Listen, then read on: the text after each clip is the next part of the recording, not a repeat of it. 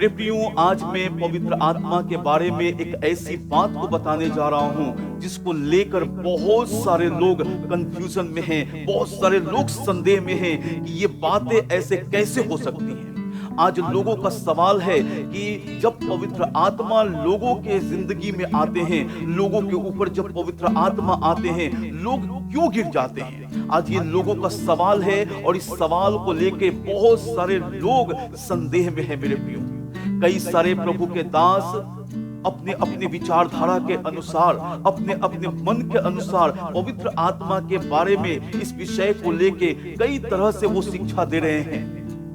लेकिन परमेश्वर का वचन क्या कहता है? आज हमें परमेश्वर के वचन के अनुसार देखने की जरूरत है। मेरे प्रिय, आज मैं इस बात को बताना चाहता हूं।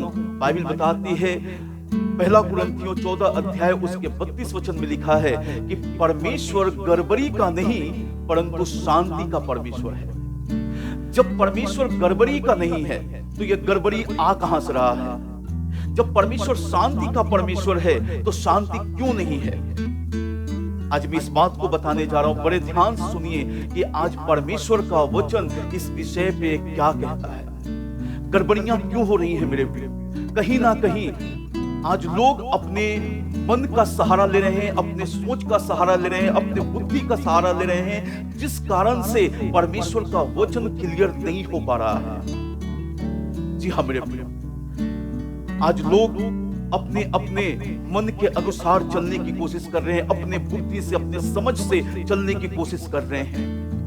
इसलिए आज बहुत सारी गड़बड़ियां हैं, जिस कारण से आज लोग सैटिस्फाइड नहीं हैं, आज लोग संतुष्ट नहीं हैं। आइए हम लोग परमेश्वर के वचन की ओर चलेंगे कि परमेश्वर का वचन क्या कहता है।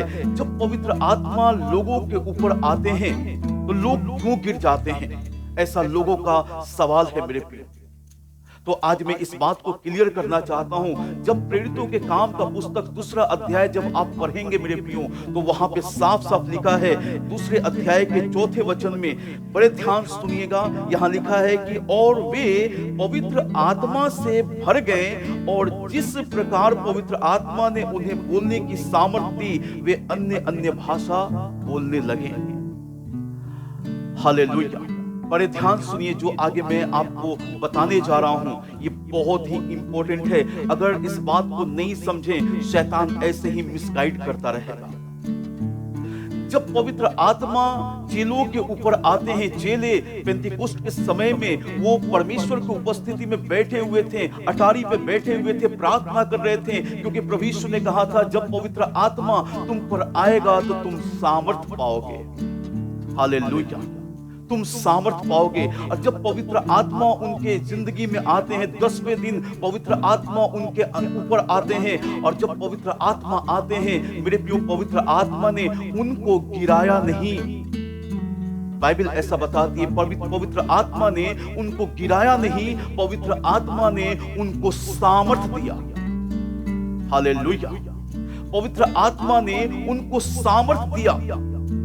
आज लोग हाथ रख रहे हैं, लोग गिर रहे हैं, लोग गिर रहे हैं। कई सारे प्रभु के दास लोग हाथ रख रहे हैं, लोग गिर जा रहे हैं, और उनका कहना है कि पवित्र आत्मा लो, पवित्र आत्मा लेते ही वो गिर जाते हैं। क्या सचमुच वो पवित्र आत्मा का ही वो कार्य है? इस बात को आज समझने की जरूरत है। यहाँ पे अगर वचन को आप देखते हैं तो यहाँ साफ साफ परमेश्वर का वचन क्लियर करता है कि जब पवित्र आत्मा उनके ऊपर आए तो वे लोग सामर्थ को पा गए। कैसी सामर्थ को उन्होंने पाया?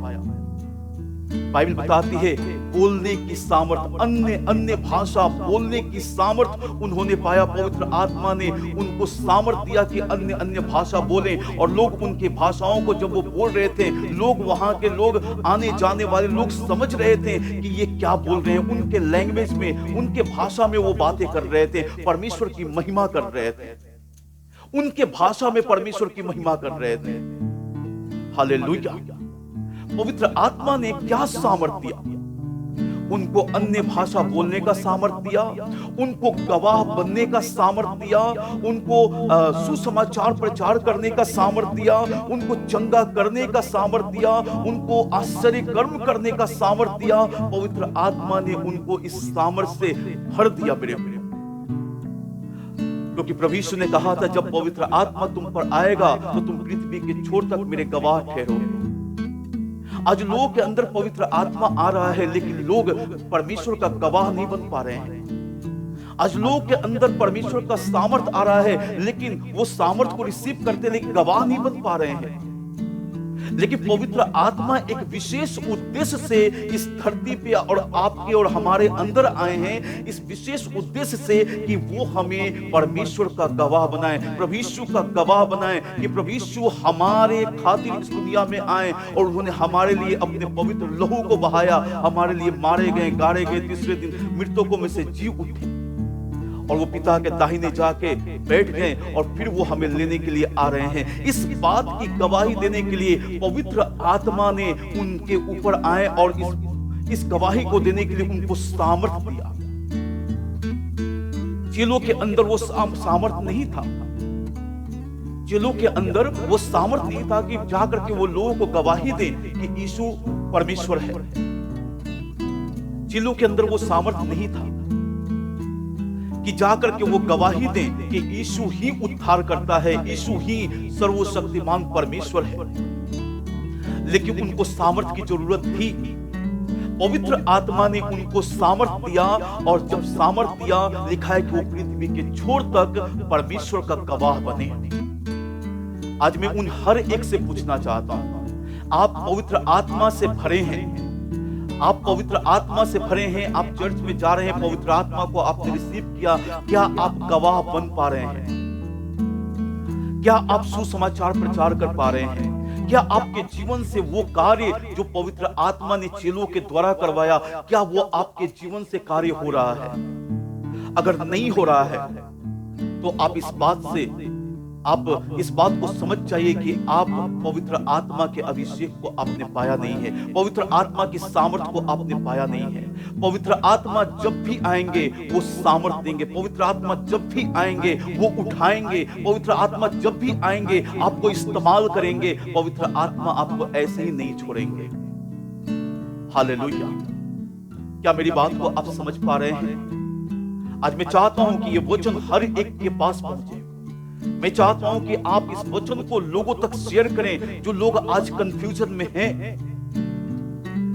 कि पवित्र आत्मा जब आते हैं तो लोग गिर जाते हैं। नहीं, ऐसा नहीं है। यहां चेले गिरे नहीं हैं। हाँ, एक चीज मैं इस बात को मान सकता हूं कि जब परमेश्वर की उपस्थिति में, जब कोई भी प्रभु के लोग, जब परमेश्वर की उपस्थिति होती थी, परमेश्वर की उपस्थिति में जब वो जाते थे, जब प्रभु की उपस्थिति होती थी, तो लिखा है कि मुंह के बल वो परमेश्वर के सामने गिर जाते थे और साष्टांग प्रणाम करते थे। परमेश्वर की उपस्थिति को जब वो देखते थे।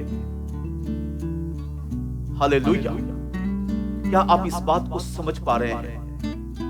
बाइबल बताती है अंत के दिनों में बहुत से झूठे मसीह, झूठे प्रचारक, झूठे भविष्यवक्ता उठ खड़े होंगे। मैं किसी का विरोध नहीं कर रहा हूं, लेकिन आपको सतर्क होना है। आपको हर दिन बाइबल पढ़ना है, हर दिन परमेश्वर का वचन पढ़ना है और परमेश्वर के वचन के द्वारा अपने जीवन को तैयार करना है। हो सकता है कि आने वाले समय में कई सारे पास्टर्स जिनको आप एक आदर्श मानते हैं, हो सकता है आने वाले समय में वो परमेश्वर के वचन से हट के चलने लगे, उनको शैतान लीड करने लगे, वो मिसगाइड हो जाए। लेकिन परमेश्वर का वचन आपको कभी भी मिसगाइड नहीं करेगा मेरे प्रियो, क्योंकि ये वचन जो है ये परमेश्वर है, ये गड़बड़ी का नहीं है, ये परमेश्वर शांति का परमेश्वर है। हालेलुया। क्या आप इस बात को समझ पा रहे हैं? यदि आप समझ पा रहे हैं, मैं चाहता हूं कि इस वचन को औरों तक भी आप शेयर करें, ताकि जो लोग कंफ्यूजन में हैं वो इस कंफ्यूजन से बाहर निकलने पाए। और कमेंट बॉक्स में अपने विचारों को बताएं कि आपने इस वचन को सुनने के बाद आपका नजरिया क्या है, आप क्या सोचते हैं और आपका क्या, परमेश्वर ने आपसे कैसे बातचीत किया। कमेंट बॉक्स में जरूर आप बताएं और अपने विचारों को आप रखें। यदि कोई प्रार्थना रिक्वेस्ट भी है तो आप कमेंट बॉक्स में डाल करके आप बता सकते हैं, आपके लिए प्रार्थना की जाएगी। परमेश्वर आपको आशीष देगा।